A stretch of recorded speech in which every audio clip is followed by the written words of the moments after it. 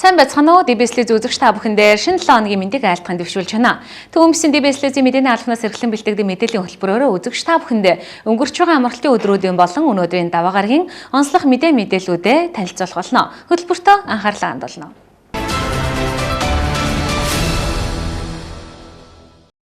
Эхний мэдээ, Дархан улаан аймгийн иргэдийн төлөөлөгчдийн хуралтай холбоотой онцлог мэдээлэлээр хөтөлбөрөө эхлүүлэх гэж байна. Дархан улаан аймгийн ардчилсан намын хороо болон Дархан улаан аймгийн иргэдийн төлөөлөгчдийн хуралдах ардчилсан намын бүлгээс засгийн газрын хяналт хэрэгжүүлэх газраас ирүүлсэн хянал шалгалттай холбоотой мэдээллийг олон нийт болон иргэдийн төлөөлөгчдийн хурлын төлөөлөгчдөд нээлттэй зарлах ёстой гэж үзэж байна. Үүнтэй холбоотой мэдээллийг бид тэнцвэртэй байдлаар тодруулсан сурвалжилгыг одоо өргөе. Энэ тангараг өгсөн төрийн албаа авч байхгүй юу? Тэгэхээр нэгдсэн байдлаар төлөөлөгчдийн зөвлөгөөнийг Монгол Улсын засгийн газрын хяналт хэрэгжүүлэх газраас Дархан улаан аймгийн засаг дарга болон худалдаа авах ажиллагааны газрын худалдаа авах ажиллагаатай холбоотой зарим үйл ажиллагаанд хийсэн хяналт шалгалтын тайлан болон холбогдох 60 хуудас бүхий материалыг 2025 оны 4-р сарын 14-ний өдрийн альбан бичгээр холбогдох хуульд заасан хамтын удирдлагын зарчмын дагуу биедан шийдвэр гаргах ёстой нутгийн өөрөө удирдах ёсны байгууллага буюу иргэдийн төлөөлөгчдийн хуралд гэж хаяглан ирүүлсэн байдаг. Гэвч иргэдийн төлөөлөгчдийн хурлын дарга Янжмаг тус мэдээллийг Дархан улаан аймгийн иргэдийн төлөөлөгчдийн хурлын төлөөлөгчдөд танилцуулахгүй хамааралгүй хуулийн зүйл залтыг ашиглан татгалзаж нуун дарагдуулж байна гэж Дархан улаан аймгийн ардчилсан намаас үзэж байгаа гэж хэллээ. Тэд иргэдийн төлөөлөгчдийн хурлын төлөөлөгчдийн эрхийг зөрчсөн үйлдэл гэж үзэж байгаа учраас удаа энэхүү шаардлага тавьсаар байгаа гэж мэдээллээ. За өнөөдөр Дархан улаан аймгийн иргэдийн төлөөлөгчдийн хурлын ардсан намт бүлгээс бол иргэдийн хурлын дарга Янжмад тодорхой шаардлагууд хөрвүүллээ. За энэ юу гэхээр энэ Монгол Улсын засгийн газрын хяналт хэрэгжүүлэх газраас 2025 оны 4 сарын 14-ний өдөр Дархан улаан аймгийн иргэдийн төлөөлөгчдийн хуралд одоо мэдээлэл хөрвүүлэх тухай гэсэн ийм албан бичиг ирсэн байгаа. Тэгээ энэ албан бичгийг бол энэ бол Дархан улаан аймгийн иргэдийн төлөөлөгчдийн хуралд ирсэн албан бичиг байхгүй. Тэгээд энэ албан бичгийг бол иргэдийн төлөөлөгчдийн хуралд аймгийн иргэдийн хурлын дарга Янжмаа танилцуулахгүй үндсэндээ 20 гаруй хоножээ. За Монгол Улсын засаг нутаг дэвсгэрийн нэгж түүний удирдлагын тухайлын 33-ийн 1 дээр байгаа иргэдийн төлөөлөгчдийн хурал бол хамтын шийдвэр гаргадаг байгууллага гэдэг. Тэгэхээр иргэдийн хуралд ирсэн бичгтээ бол иргэдийн хурлын төлөөлөгчд бол танилцах бүрэн эрхтэй. Тэгэд энэ эрх үүргийг иргэдийн төлөөлөгчдийн хурлын бүрэн төлөөлөгч эрх үүрэгд халдсан энэ үйлдэлээ даруй зогсоож энэ Монгол Улсын засгийн газрын хяналт хэрэгжүүлэх газраас ирүүлсэн мэдээлэл хөрвүүлэх тухай энэ албан бичгтээ бол иргэдийн хурлын төлөөлөгчдийг танилцуулах ийм одоо шаардлага тавьж байна. За энэ албан бичигт юу байгаа вэ гэхээр Дархан улаан аймгийн иргэдийн төлөөлөгч Дархан улаан аймгийн засаг даргын тамгын газрын 2020-с 2024 онд хэрэгжүүлсэн худалдаа авах ажиллагааны үйл ажиллагааны тухай ийм одоо мэдээлэл хөрвүүлэх тухай албан бичиг байгаа. Тэгээд энэ аймгийн иргэдийн төлөөлөгчдийн хурлаар хурал бол өөрөө засаг даргын үйл ажиллагаанд хяналт тавьдаг энэ байгууллага. Тийм учраас энэ Дархан улаан аймгийн худалдаа авалтын үйл ажиллагаа 2020-с 24 онд ямар хэлбэрээр явагдсан, ямар алдаа дутагдал гаргасан, ямар одоо хөгжил дэвшил байсан энэ болгыг үнэлт өгүүлж цаашид энэ иргэдийн хурлын үйл ажиллагаа төрийн байгууллагын хоорондын үйл ажиллагааг сайжруулах ийм зайлшгүй шаардлагатай байгаа. Тэгээ иргэдийн төлөөлөгчдийн хурлын дарга бол ийм хоёр хууль яриад байгаа. Энэ бол одоо хуу хөний нууцын тухай хууль төрийн болон албаны нууцын тухай хуулийг бол одоо задруулахгүй байх гэдэг ийм асуудал яриад байгаа. Гэхдээ энэ бол өөрөө төрийн болон албаны тухай хууль бол өөрөө тодорхой хуультай ирсэн албан бичгэн дээр зайлшгүй нууцын тамгатай байдаг. Төрийн хяналт шалгалтын байгууллага нэг төрийн албан хаагчийг шалгаад алдаа дутагдал аливаа алдаа оноог бол дэнсэлсэн энэ дэнслээ бол хуу хөний нууцын тухайд бол огтхонч хамаарахгүй. Тэгээ одоо төрийн нэг албан хаагч ямар нэг алдаа дутагдал гаргах юм бол түүнийг одоо юу гэдэг нууцын тухай хуулиар хуу хөний нууцын тухай хуулиар хамгаалаад өнгөрөөн гэсэн ийм ойлголт байхгүй. Энэ бол төрийн тангараг үргэсэн албаагч. За аймгийн иргэдийн хуралд харсан намын бүлэгт ямар сонирхол байна вэ гэхээр энэ 20-24 оны төрийн худалдаа авалтын үйл ажиллагаа ямар түвшинд явагдсан, цаашид энэ 24-с 28 онд иргэдийн төлөөлөгчдийн хурал юун дээр анхаарах уу гэдгийг бол бид нэр одоо засаж сайжруулах, ажлаа сайжруулах гэдэг ийм л зорилгоор бид нэр энэ бичгтээ танилцъя гэж байгаа. Харамсалтай нь энийг одоо үндсэндээ 20 гаруй хоног хууль төрчиж нуун дарагдуулж энд аймгийн иргэдийн хурлын даргад ямар ашиг сонирхол эрх ашиг байгаа гэдгийг бол гайхаж байна. Дарханчууд бол мэдэх хэрэг нь байгаа. Үнэхээр энэ Дархан улаан аймагт явагдаж байгаа тендерүүд нээлттэй явагдаж байна уу? Хууль ном дүрмийн дагуу явагдаж байна уу гэдэг энэ зүйл залтаар бол хяналт тавих, энэ эрх үүргээ хэрэгжүүлэе л гэсэн ийм уулзалт боллоо. Бид энэхүү мэдээллийн дагуу Дархан улаан аймгийн иргэдийн төлөөлөгчдийн хурлын дарга Янжмаагаас тодрууллаа.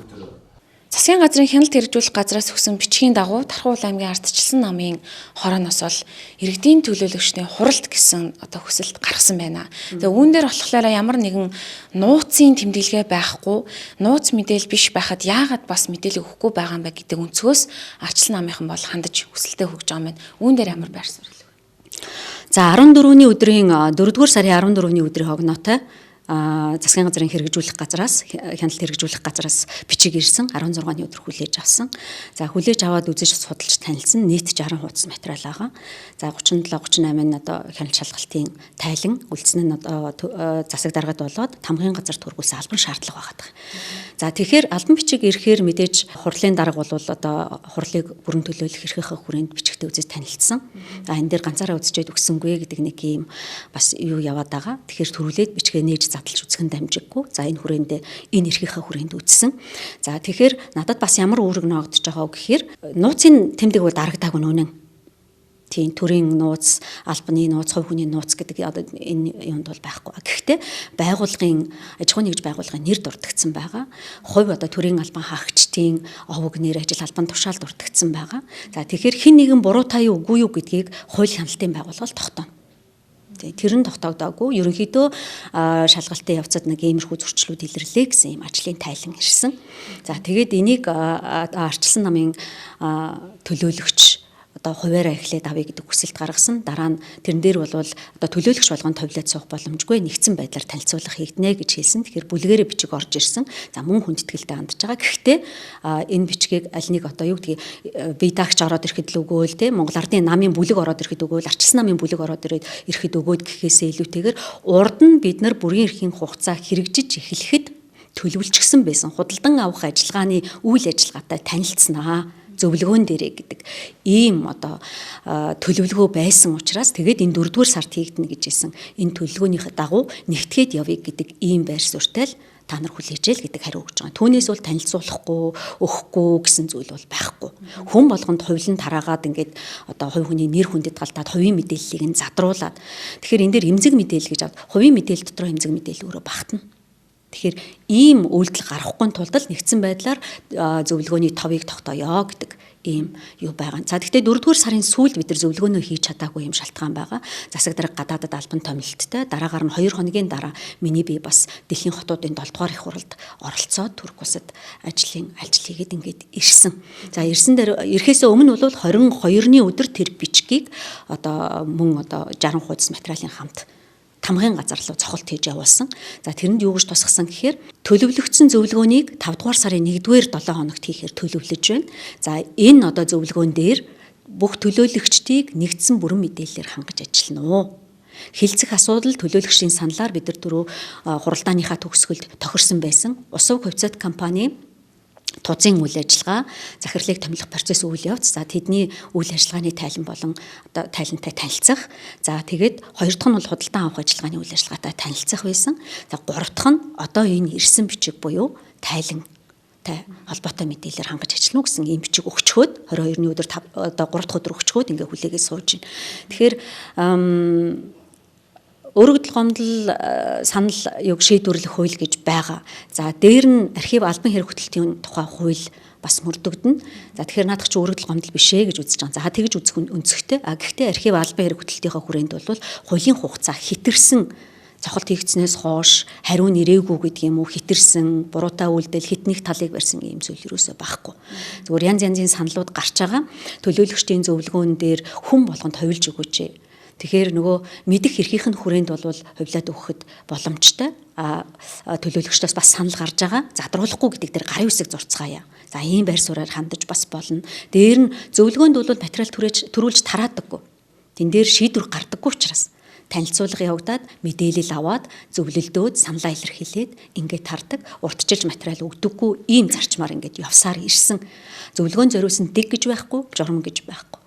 Гэхдээ бид нар бол энэ бидний өмнө нь байсан нөхцөл байдлаас өөр юм одоо нөхцөл байдал үсээд энэ дээр одоо элдв хардлага өртөөд одоо би нэг ингээд өгөхгүй дарагдуулаад байгаа юм шиг ийм юу үсээд байгаа учраас энэ дээр нэг яраа сандраад хэсэг бүлгэрээ ингээд ягаад ч юм уу эсвэл хувь юугаа илэрхийлээд ингээд их шаардлагагүй л гэж бодож байна. Бүх төлөөлөгчдөд эрхтгийж хандах нь зүйтэй. Мөн ажиллаа хийж байгаа төрийн албан хаагчдад хүндэтгэлтэй хандах хэрэгтэй. хэн нэгэн буруутай юу гэдгийг хуулийн байгууллага тогтоо. Тэгэхээр төлөөлөгчдийн зүгээс бол ингэж хэлж байна л да. Та бол сая нөгөө эмзэг мэдээлэл гэж яриад байна шүү дээ. Тэгэнгүүт одоо эсэргээрээ хүний эмзэг мэдээлэл гэдэг маань тухайн хүний одоо хувь хүний эмзэг мэдээлэл боёо нөгөө шашин шүтлэг, бэлгийн чиг хандлага гэдэг ордог болохоос биш татвар төлөгчдийн мөнгөөр хийгдэж байгаа худалдаа авах ажиллагаан дээр эн чинь төрийн ажил учраас одоо Монгол улс харин ч эсэргээрээ шилэн дансны тухай хуультай мэдээлэл ээлтод байдал төрийн одоо ажил бол одоо олон нийтэд нээлттэй байх ёстой гэдэг байдлыг баримтлаад хахад төрийн ажил хийж байгаа тэр хүмүүсийг яагаад хувийн нууц мэдээлэл рүү хамааруулж авч үзээд байгаа юм бэ? Энэ эмзэг мэдээлэл биш дээ гэдэг байр суурийг илэрхийлээд байгаа юм байна л да. Та үүн дээр ямар Эмзэг мэдээлэл өөрөө хувийн мэдээлэл доторх багтана. Тий. Миний нэрийг яагаад намайг буруутай гэдгийг хуулийн байгууллага тогтоогоогүй байхад яагаад зарлж байгаа юм бэ?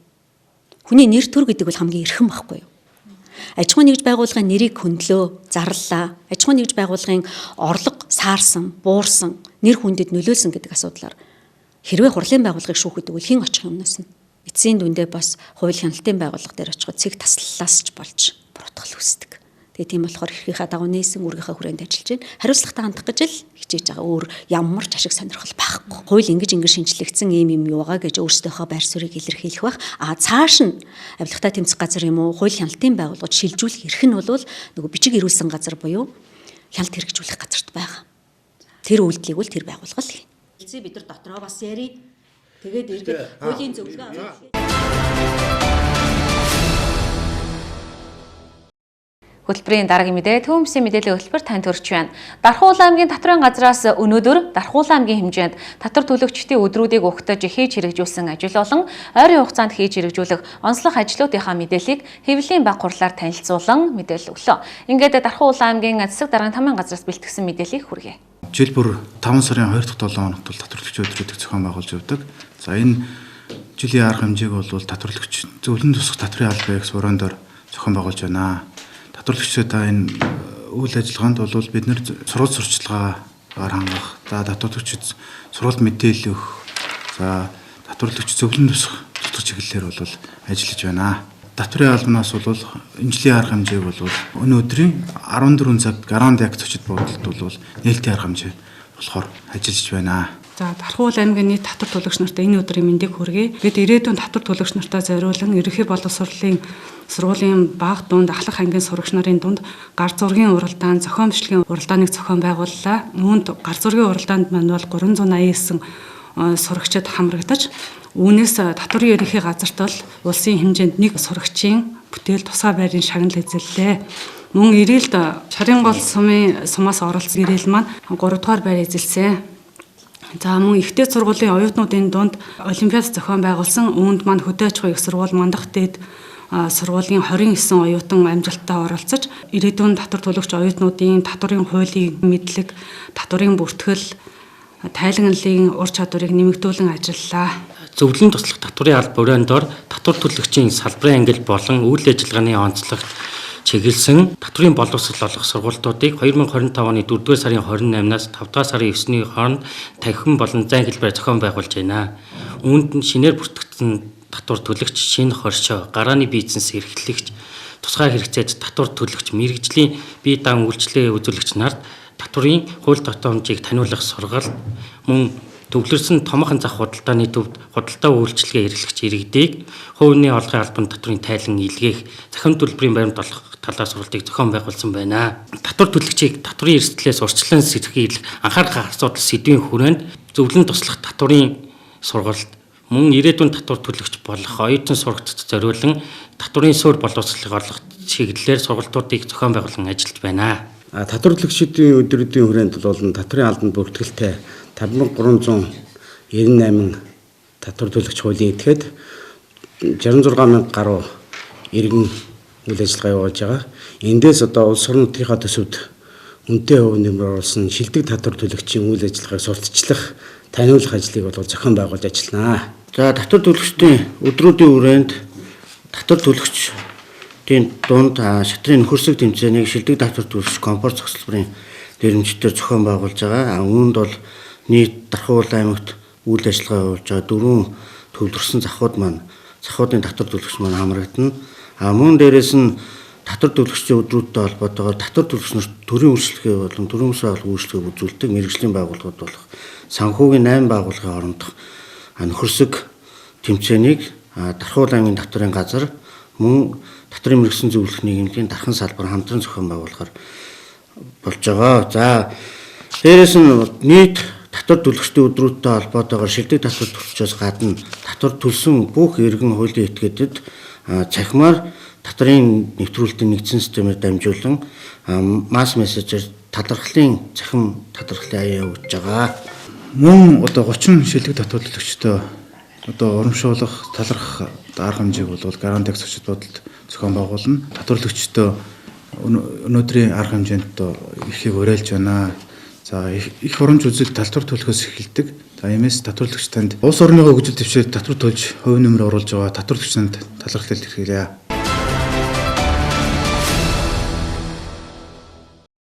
Дараагийн мэдээ. Татвар төлөгчдийн өдрүүд 2025-ын хүрээнд өнөөдөр Дархуул аймгийн хэмжээнд шилдэг татвар төлөгч аж ахуйн нэгжүүд болон шилдэг татвар төлөгч иргэдэд тодруулан алдаршууллаа. Монголын татварын албанаас жил бүрийн 5 дугаар сарын 2 дахь 7 өнөخت татвар төлөгчдийн өдрүүдийг тэмдэглэн өргөлдөг уламжлалтай. Энэ 2025 оны тухайд зөвлөн туслагч татварын алба бүрээндор энэ сарын 5-наас 9-ний өдрүүдэд тус өдрийг зохион байгуулж эхэллээ. Татвар төлөгчдийн өдрүүдийн албан ёсны нээлтийн үйл ажиллагаа өнөөдөр Гранд Яг Эвент Холлдо ёслол төгөлдөр зохион байгуулагдаж, шилдэг татвар төлөгч аж ахуйн нэгжүүд иргэд болон тус өдрүүдийн хүрээнд угтан зохион байгуулагдсан татварын ач дус зэрэл бичлэгийн уралдаан, татвар 2025 гар зэргийн уралдаан, татвар 2025 олимпиадын уралдааны шилдэгдэх шагналыг нь гардуулж өглөө. Дархуул аймгийн татварын газарт бүртгэлтэй 5398 татвар төлөгч, хуулийн этгээд 66000 гаруй иргэн байдаг. Эдгээр татвар төлөгчид дундаас энэ 2025 онд тод урлагууд Центр, Кристал Арабика, MCRL, Их хаан бугуувч, Даабат өргөө, Тинүүн бөөрөг, Баян булаг шарын гол, Нэхий трэд, Уяг гурил, Эмт наран, Төмөн буудай, Сайн орших, Дархан геомш, Орхон түшиг ургац, Якланд, Гэрлийн химнэл, Жавхлан далдар мөнх, Дархан бүүл хотбод дархан салбар, газар буудай, сан өргөө, Дарханы дулааны сүлжээ төрөмчид хувьцаат компани, Дархан ус уух хувьцаат компани, Дархан компорт цогцлбарын хамт олнууд шилдэг аж ахуйн нэгжүүдээр тодорсон бол Даваагийн мандал, Батцүхийн Наранбаяр, Бямбагийн Ариун туяа, Лувсан гомбын Отхон туяа, Чулуунбатын Баттулга, Мягмар сүрэнгийн Мөнх баяр, Балхаагийн Лавд орчноор шилдэг татвар төлөгч иргэдээр тус тус тодорлоо. Монголын татварын албанаас зөөлөр зохион байгуулдаг одоо татвар төлөгчийн өдрийн Дархан уул аймаг дахь нээлттэй үйл ажиллагаа болж зохион байгуулагдлаа.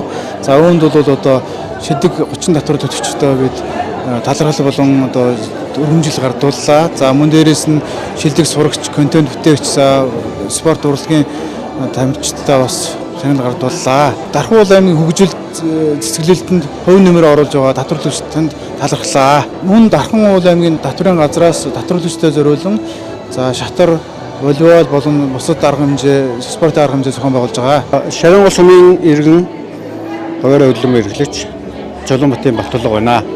Тэгээд өнөөдөр татварын албанаас шалгаруулсан одоо шилдэг татвар төлөгч өргөмжил хүртсэн их баяртай байна. Одоо тэгээд татварын ард иргэд хамт олондоо цаашдын ажилд нь амжилт хүсье. Манай Дархан геомаш компани 31 дэх жилдээ ер нь үйл ажиллагаа явуулж байна. Засвар механикийн чиглэлээр. Татвар одоо цаг хугацаанд төлөлгүй яг хуу татвар төлж иж энэ Монгол улс оршин тогтсон шүү дээ. Энийг бол манай хамт олон бол сайн ойлгодог ерөөсөө нэг номерт татвараа төлдөг шүү дээ манайх. Татварын газрын хамт олонд их баярлалаа. Бидэнд бол байнга арга хэмжээлийн зөвлөгөө өгч ядагт. Тэгээ манайх одоо 3 дахь жилийн үйл ажиллагаагаа явуулж байна. Тэгээ шилдэг татвар төлөгчөө шалгалсандаа маш их баяртай байна. Цаг тухайд нь яг татвараа төлөөд явдаг. Тэр үндсэн дээр хамгийн гол бидний одоо энэ шагналыг хүртэж байгаа шалтгаан бол манайхаар үйлчлүүлж байгаа зочид тэр хүмүүс маань манайхаар үйлчлүүлснээ үндсэн дээрээс бид нар энэ татварыг ингэж төлж байгаа гэдэг утгаараа манайхаар үйлчлүүлдэг бүх хүмүүстээ бас баярлалаа гэж талархснаа илэрхийлмээр байна. Хүмүүс ингээд нөгөө татвар төлөх яг ямар ач холбогдолтой гэдгийг ерөөсөө ойлгохгүй хүмүүс бас байгаад идэг тийм. Тэгэхээр аль болох бүгдээрээ татвараа цаг тухайд нь ингээд төлөөд явах юм бол улс орных нь хөгжлөөс ахуулаад өөрсдийнх нь нэрд ингээд алдарших юм боломжтой юм да гэж харж байна да.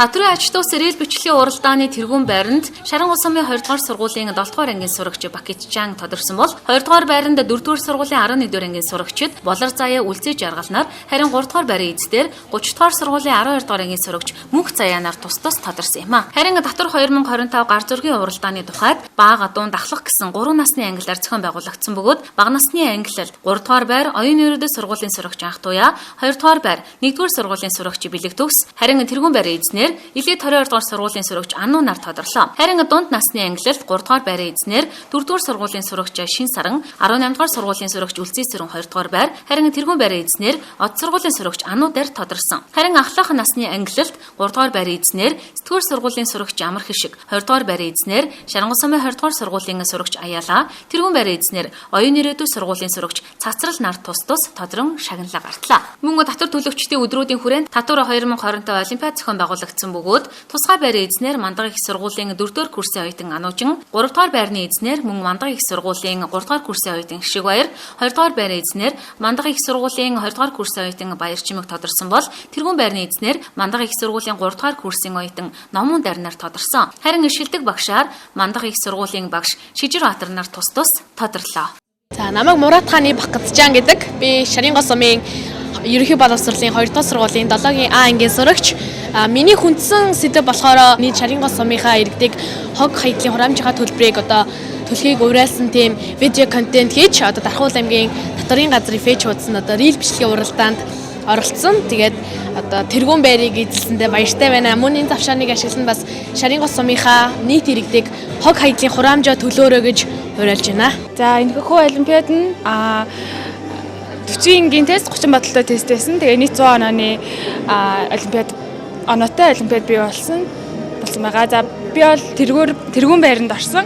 За манай сургуулиас болохоор 2, 3, 4-р байр тусгай байруудыг эзэлсэн байгаа. Шижир Баатар агштаа баярлаа. Бид эдийг дандаа сайн бэлтгэж тэгээд мундаг мэргэжилтэн болохын төлөө хичээж явдаг багш нартаа маш их баярлалаа гэж хэлмээр байна. Амар Хишиг гэдэг 9 дугаар сургуулийн 12 ангиас суралцдаг. Тэгээд саяхан энэ уран зургийн ахлахын төрөлтөд амжилтаа орцож 3 дугаар байранд орсон. Миний зураг нь бол ерөнхийдөө эрэгтэй эмэгтэй хамаагүй хүмүүс бүгд л яг иргэний үрийг хүлээж татвараа төлдөг. Харин бидний төлсөн татвар эргээд бид ямар сайн сайхандаа үр дагавар авчирдаг вэ гэдэг тухай зурсан. Энэ гоё тэмцээнийг зориулж бас ингэж бүгдийг аяс чадвараа хөгжүүлэхэд тусалсанд баярлалаа. Татвар төлөгчдийн өдрүүдийн хүрээнд мөн төсөвт байгууллагуудын дунд волейболын тэмцээн, за худалдааны төвүүдийн түрээслэгчдийн дунд шатрын тэмцээнийг тус зохион байгуулахаар төлөвлөж байна.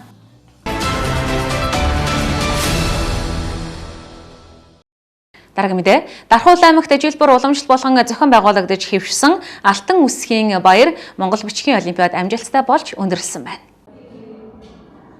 Алтан үсгийн баяр Монгол бичгийн олимпиад Дархуул аймагт энэ жил Монгол бичиг бидний бахархал, Монгол хүн эхлэлнийхээ эзэн гэдгийг дахин тунхаглан үндэсний өв соёлоо түгээн дэлгэрүүлж 23 дахь жилдээ амжилттай зохион байгуулагдлаа. Энэ жил нийтдээ 11 төрлөөр 1050 сурагч оролцож үндэсний бичиг соёлоо эрхэмлэн дээдлсэн сэтгэлээ илэрхийлсэн юм а. Мөн 1-6 жил ажилласан залуу багш нар болон багангийн багш нараас 60 хүн идэвхтэй оролцож баярын өнгө төрхийг тодруулсан байна. Мөн иргэдийн уншлагад 48 хүн хамрагдсан, оролцоо цар хүрээ улам тэлсэн гэдэг нь илхнэ харагдана. Ийхүү нийтдээ 1300 гаруй хүн нэгдсэн Алтан үсгийн баяр 2025 их хэлнийхээ үнцнийг олон нийтэд таниулж өргөн цар хүрээтэй утга төгөлдөр баяр боллоо. 11 төрөл тус бүрээр алт мөнгө хүрэл медальтнууд болон тусгай шагналт байраа эздийг тодруулсан бөгөөд Алтан үсгийн баяр шагналт гардуулах хүндэтгэлийн үйл ажиллагаа ёслол төгөлдөр зохион байгуулагдлаа.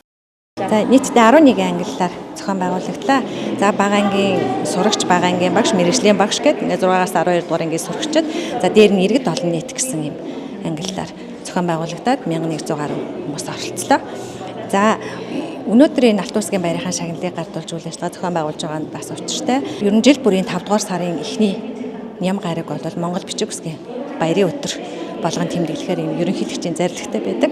За энэ үйл ажиллагааны хүрээнд одоо олон үйл ажиллагаа зохион байгуулсны нэг нь энэ Алтан үсгийн баяр олимпиад маань боллоо.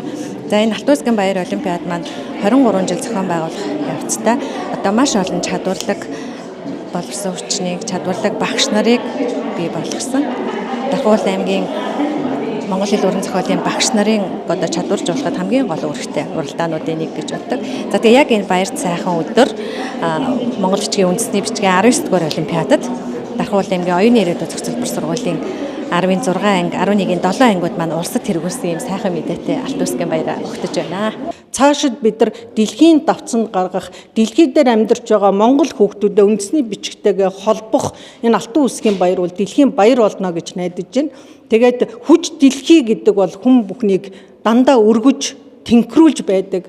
Тэгвэл өнөөдөр Алтан Усгийн баярт оролцож байгаа хүүхэд бүхэн, хүн бүхэн нарны хөлийг давж их дэлхийгэн өргөх, их дэлхийнхээ төгс, их дэлхий дээр үндэсний бичгийнхаа төгс соёлыг тамгална гэдэгт чин сэтгэлээсээ итгэж байна. Өнөөдрийн одоо хүүхэд багчууд, оролцогчдын маань итгэл, хүсэл жигүүрэнч одоо мөн байна гэж харж байна. Та бүхэндээ баярлалаа. Алтан Усгийн баярын 3 дахь шилдэ хөдөлмөрийн гавьяаны улаан түгийн одонд, Алтан гадас одонд ардын боловсролын тэргүүний ажилтан Владимир Агсны үр хүүхэд ач зээнэр 1974 оны 10-ын Б ангийн төгсөгчид мөн 1981 оны 10-ын А ангийн төгсөгчид ивэнцтгэн оролцлоо. Одоо аавынхаа нэрэмжит олимпиадыг нэгд би аавын нэрэмжит болгож өгч ингэж тэмдэглэж байгаад маш их баярлж байгаа. Хоёрт энэ олимпиад маань чиг ирэх тусам цар хүрээгээд хилээд хамрагдах хүний тоо нэмэгдээд ингэж байгаад бол маш их баярлж байгаа. Тэгээд бид нар одоо ивент гişээр оролцож байгаа одоо баярлж байна. Ийм сайхан арга хэмжээг жид бол гудамжид болгоо явуулаад энэ олон жил үргэлжлэх нь байх гэж бодож байна. За аймгийн боловсролын газар Монгол Хэлний арга зүй нэгдийн дарганаар Монгол Хэлний аймгийн хэмжээний бүх Монгол Хэлний багш нартай маш их баярлж байгаа. Нүсэр их хөдөлмөрийн ардын дараа ажлын арга гарч байгаа. Зохион байгуулж тээ. Тэгээд бүгдээрэнд нь ажлын өндөр амжилт хүсье. Сайн сайхан бүхнийг өрөөе. За би болохоор 81 оны төгсөлт үе багшийн маань багшийнхаа отгон шавна. За ингээд багшийнхаа мэргэжлийг эзэмшээд одоо өнөөдрийг хүртэл энэ мэргэжлэрээ Монгол хэлний багшаар ажиллаж байгаа. Тэгээ энэ хугацаанд ажиллахдаа юу гэхээр ерөөсөө л миний багшийн надад өвлүүлж үлдээсэн энэ сайхан нөгөө л өсгөөс сурсан үндэсний хэл мартаж болсгүй соёл гэдэг энэ л сайхан соёлыг ер нь л түгээн дэлгэрүүлэхэд өөрийнхөө болон одоо бусад найз нөхдөйгээ адилхан хувь нэмрээ оруулж байгаа энэ маань бол багштай барьж байгаа бидний бас бэлэг багшаасаа өвлөж уламжилж авсан энэ сайхан мэргэжлээ үргэлж мөнхөд одоо энэгээр гэж бахархаж явдагтай баяртай байдаг. Тийм ч учраас багшийнхаа үргэлж хүндэтгэж хайрлаж ингэж дурсаж явдаг учраас энэ олимпиадад бол одоо өөрийнхөө чин сэтгэлийн зүгээс болон найз нөхдөйгээ хамтарч ингэж оролцсон гэдэг хүслийн үүднээс өөр хүүхдүүдтэй хамтраад одоо энийг ингэж ивент итгэж дээр нь багшийнхаа нэрмжид юуг кабинетыг байгуулж гих мэтчлэн олон сайхан ажлуудыг хийж байгаагаараа дархан даяар болон ер нь улс даяар багшийнхаа үргэлжил мөнхөд ингэж байлгахыг ингэж хичээсэн хичээл зүтгэлийн мэн гэж үзэж байна. Гол дагсан амин бичиг, гоц содон дэлхийн бичиг, Монгол бичгийн гайхамшигаа бахархалтайгаар тээж, шимтэн судалж байгаа сурагчдын тоо инхүү нэмэгдэж байна. Бид Алтан Усгийн баярын шагналт медальтнууд шилдэг сурагчдаас сэтгэлийг нь тодруулсан юм. Намайг Арин Зай гэдэг од зохицолбор сургуулийн 7-гийн 4 анги ил буян агштай. Өмнө жил 6 дугаар ангийн Монгол бичгийн олимпиадын төрөлд ороод алтан медаль авч ирсэн. Энэ жил бас 7 дугаар ангид ороод алтан медаль авч ирсэн. Нэлээд удаан бэлдсэн. Өдөр болгон давталханд яваад буян агш бас нэлээд сайн бэлдсэн. Багшаа ачаалсан багтаа. Хүүхдүүдийг ер нь Монгол бичгээ анханаас нь 6 дугаар ангиасаа сур мэдлэгээ сайн тавиад үндэснийхаа бичгийг түгээн дэлгэрүүлж сайн сураад эхэлж. Тэдэн балын үлзэхүү гэдэг би 9 дугаар сургуулийн 6Б ангид суралцдаг. Алтан Усгийн баярын 6 дугаар ангилалд мөнгөн медаль хүртлээ. Маш гоё. Сэтгэл маш өндөр бай. Манай охшиг Цэвэний Цэцэгмаа гэдэг Монгол хэл уран зохиол Монгол бичгийн багш хийдэг. Намайг үргэлж дэмждэгт үнэхээр их баярлалаа. Багш тэгээд гэр бүлийнхэндээ маш их хайртай шүү. Монгол бичгээрээ бичдэг.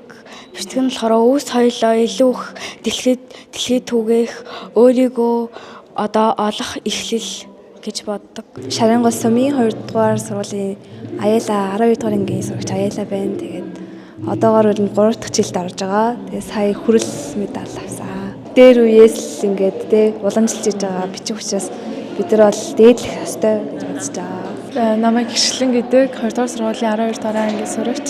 Тэгээд бас Алтан Усгт одоо 3 дахь жилд орж байна. Тэгээд 12 дугаар ангийн төрөлд ингээд бид 3 дугаар яринд орсон. Ер нь бол үндэсний чиг хүмүүс аягүй орхитуулсан юм шиг санагддаг. Тэгээд ер нь цаашдаа ингээд дүүнэртэй ч гэсэн зай сурахын тулд ингээд суралцаа явж байгаа. 12 ангийн сурагч Цолмон гэдэг. Тэгээд Алтан Усгийн баярт 4 дахь жилд оролцож байгаа. Тэгээ энэ жил болохоор 12 дугаар ангийн төрөлд 3 дугаар эзэлсэн. Тэр хүмүүс ингээд монгол чиг зааж өгөх юм дуртай. Тэгээ өөрөө монголчтай амар хайртай болохоор бага ангийнхан дүү нартай аягүй их зааж өгдөг. Ер нь монголчиг ингээд анхнаасаа ингээд заагаад бид нарт ийм удаан бид нарыг ийм сайн болгосон багш нартаа бүгдэнд баярлалаа гэж хэлье. Балжин гарав гэдэг оюуны ирээдүйн сургуулийн 11-7 ангийн сурагч. Тэгээд 3 жил дараалж орж байгаа. Энэ жил хүрэл медаль авсан. Би ер нь 6 дугаар ангиас хойш амар дуртай байсан. Тэгээд яг өөрийгөө сороод 9 дугаар ангиас эхэлж орж эхэлсэн. Тэгээд анх орж явахдаа мөнгөн медаль аваад, манай найзтайгаа 2 цуг ороод, манай найз алт аваад, би мөнгөн медаль аваад. Тэгээд 2 дахь жилдээ миний шар хөдлөө. Би бас алтан медалийн аваад, манай найз мөнгөн медалийн аваад. Энэ жил болохоор манай найз алтын аваад, би хөрлийн авсан. Би нөгөө нэг багш болно гэж боддог байсан. Гэтэ яг одоо ч гэсэн бага хэмжээнд боддог л доо. Тэгээ гадаадад ажиллаж амьдрангаа ингээ гадаадд амьдардаг монгол хүмүүс, ер нь гадаадад төрөлхөөсөө амьдарсан монгол хүмүүс байдаг шүү дээ. Тэр хүмүүс монгол хичгээ заахыг амар хүсдэг. Багаасаа ингэж. Намайг Ихвэр гэдэг оюуны ирээдүйн төсвөр сургуулийн 11-7 ангид сурдаг. 11-р ангийн төрөлд алтан медаль авсан. Би 3 дахь жилдээ орж байгаа. Нөгөө эхний жилдээ алт аваад тэгээд түрүү жил болохоор мөнгө аваад энэ жил бас алтаа. Энэ жил бас шинээр ном гараад тэгээд ер нь хэцүү байсан. Гэтэ яг нөгөө бид нар нөгөө баран бичиг орж ирэх байх гэсэн чинь бас арай гайгүй байсан. Үндэсний хичээг ихлээрээ алдаагүй зөв цэвэр ярьж сурцгаая.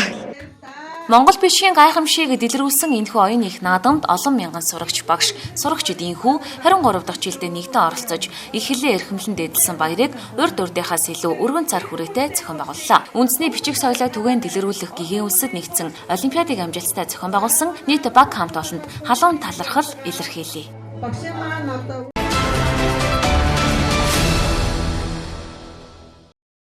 Ингээд мэдээллийн хөтөлбөр дарахын эхлэлгүүрээс бэлтгэсэн бизнес мэдээлэлээр үргэлжлүүлнэ. Дарахын эхлэлгүүрийн 3 давхар 309 тоодод инхрийг хөөрхөө үрсэд зориулсан Хямдын өргөн сонголт, хараа булаам загварлаг, чанар материал сайтай хүүхдийн утасны Family Shop шин салбар дэлгүүр аль биесээр нээлттэй. Нээлтийн үйл ажиллагаа 5 дугаар сарын 4-ний өдөр зохион байгуулагдаж, морин хуурыг ерөөлөх шиг үйлчлүүлэгчид дэлгүүрийн хамт олонны гэр бүл найз нөхөд дотны хүмүүсийн алга ташилтаар дүүр өнгөрлөө. Family Shop-ын эрэг хандлагыг түгээ уриатаагаар хүүхдийн бие дээлтэй сөрөг нөлөөгүй. Чамин загварлаг хэрнээ Хямд үнийг санал болгодог. Ийхүү хүслийн отгонд салбартай байсан бол үйл ажиллагаагаа өргөжүүлэн 2 дахь салбараа нээж байна. 5 дугаар сарын 7-ны өдрийг дуустал 100 мянган төгрөгийн худалдаа авалт бүртээ бэлэгтээ нээлттэй урамшуултаа худалдаа явагдаж байна. Мөн хүүхэд бүртээ гарын бэлэгтэйгээс гадна байнгын үйлчлүүлэгч нартаа гарын бэлэгтэй байдгийг онцолъё. Хүүхдийн хувцас гэдэг бол өөрөө айгүй онцлогтой байдаг. Мэдээж хүүхдэд хамгийн биедэн тухтай, эвтэйхэн, дээрээс нь чанартай загварлаг хувцсыг ерөнхийдөө авчихыг бол зорио ажиллаж байгаа. За дэлгүүрийн нээлт бол маш сайхан өргөн болж байна. Тэгээ холоос зориод ирсэн ах トゥ найз нөхдөдөө бас юуны өмнө баярлалаа гэж хэлье. Дэлгүүрийн цаашдын зорилго гэх юм бол улам илүү загварлаг сонголтод хувцсыг ерөнхийдөө дархамжуудаа нийлүүлэхээр 2022 оноос бол үйл ажиллагаагаа эхэлж явуулж эхэлж байгаа. За тэгээ манай дэлгүүрийн салбар нэг болохоор хүслийн отгон 1-р байранд байгаа. 2 дахь салбар маань болохоор дарахын эхлэлгүүрийн 3 давхрын 309 дот байгаа. Тэгээд дархамжууд маань таад манай л өрнөөр үйлчлүүлээрэ. Юуны өмнө энэ дэлгүүрийн нээлтэнд хүрэлцэн ирсэндээс маш баяртай. Family Shop 1 дээр бас нээлтэн дээр нас өгөрж хөтлөж ирсэн. Одоо 2 дээр нь ирж байна. 2 найзын дэлгүүр өргөтгөөд дарахын эхлэлгүүрийн 3 давхар 309 номер дээр хүүхдийн билээ хувцас. Одоо нөгөө хүүхд хүн хэлдэж штэ нэг хавар боллоо нээлт эхэллээ. 1000 сонсоор нэг үз гэж хэлдэг. Ирээдүйд сэтгэл хангалуун байна. Би өөрөөс 3 охинтой болохоор бас энэ сэтгэл хангалуун үйлчлүүлдэг юм аа. Цавтаа баярлж байна. Тэгээ 2 найзтай хойштоо тийм том дэлгүүрнийхийг хүсээрээ. Дарханчуудаа бүгдөө ирж үйлчлээрээ. Дарахын эхлэлгүүрийн 3 давхар 309 номерт Family 2 Огтын ганга хараа булаан даашинзнууд, тансаг хосоллууд, дөрөв үйлрэл дөмсөх боломжтой эрэгтэй эмэгтэй хүүхдүүдийн хөлнөөс толгой хүртэлх бүх төрлийн хувцсыг та Family Shop-оос худалдаа аваарай. Monity Pocket Zero сон зэрэг зээлийн аппликейшнуудаар хүссэн бараагаа хүүгүй шимтгэлгүй 3-6 хувийн төлөх нөхцлөөр худалдаа аваарай. Family Shop дэлгүүрийн шинэ хаяг дарахын эхлэлгүүрийн 3 давхар 309 тод цагийн хуваар өглөөний 11 цагаас оройн 20 цаг хүртэл нээлттэй ажиллана. Харилцах утасны дугаар 85 47 47 Хямдын өргөн сонголт Family Shop дэлгүүрээр өргөнөөр өөрчлөлөөрэй.